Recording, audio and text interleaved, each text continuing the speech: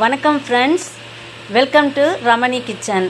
இன்றைக்கி நாம் உப்புமாவு அரிசியில் எப்படி உப்புமாவு செய்யறதுங்கிறத பற்றி பார்க்கலாம். ஜீரக சம்பாவில் தான் நான் இன்றைக்கி உப்புமாவு செய்ய போகிறேன். இது வந்து நான் 2 கப்பு அரிசி எடுத்திருக்கேன். நல்லா வாஷ் பண்ணி எடுத்து வச்சுருக்கேன். சரி வாங்க எப்படி செய்யறதுன்னு பார்க்கலாம்.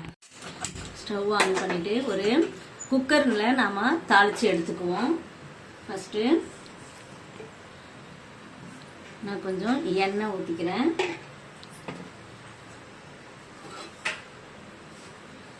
நல்லா எண்ணெய் காயட்டும். எண்ணெய் நல்லா காஞ்சிடுச்சு. இந்த டைமில் கடுகு போட்டுடுங்க. அதோட நான் கட் பண்ணி வச்சுருக்கேன் மிளகாய், இதோட வெங்காயம் வந்து 2 வெங்காயம் நான் கட் பண்ணி வச்சுருக்கேன். அதையும் சேர்த்துக்கோங்க.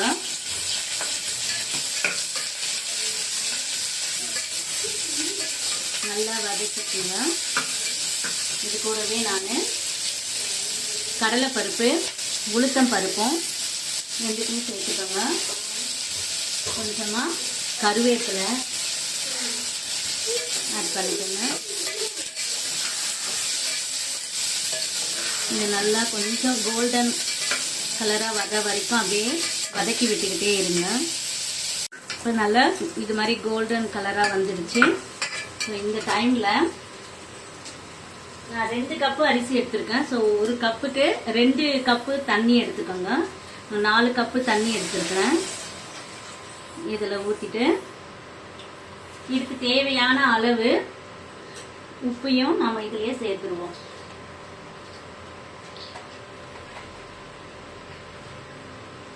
இப்போ நல்லா கொதி வந்துடுச்சு. இந்த ஸ்டேஜில் நாம் அரிசியை இதில் போட்டுடலாம்.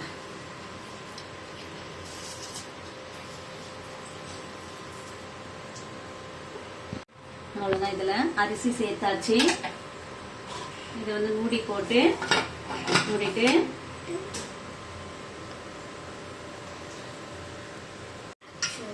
இந்த விசில் போட்டுட்டு ஒரு 2 விசில் வர வரைக்கும் அப்படியே விட்டுடுங்க. இப்போ ரவா உப்புமாவு, சேமியா உப்புமாவுனா ரொம்பவே சீக்கிரமாக வெந்துடும். இது அரிசின்றதுனால ஒரு 2 விசில் விட்டு எடுத்ததும் நல்லா வெந்துடும். 2 விசில் வந்து நல்லா ப்ரெஷர் வெளியே போயிருக்கு.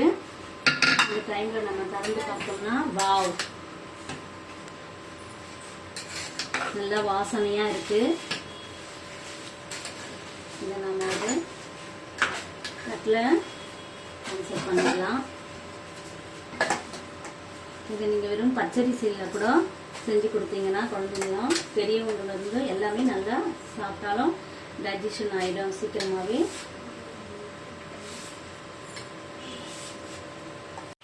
டேஸ்டான அரிசி உப்புமாவு ரெடி ஆயிடுச்சு.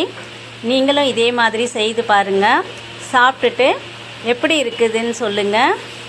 இந்த சேனல் உங்களுக்கு பிடித்திருந்தால் லைக் பண்ணுங்கள், ஷேர் பண்ணுங்கள், மறக்காமல் சப்ஸ்கிரைப் பண்ணுங்கள். தேங்க்ஸ் ஃபார் வாட்சிங்.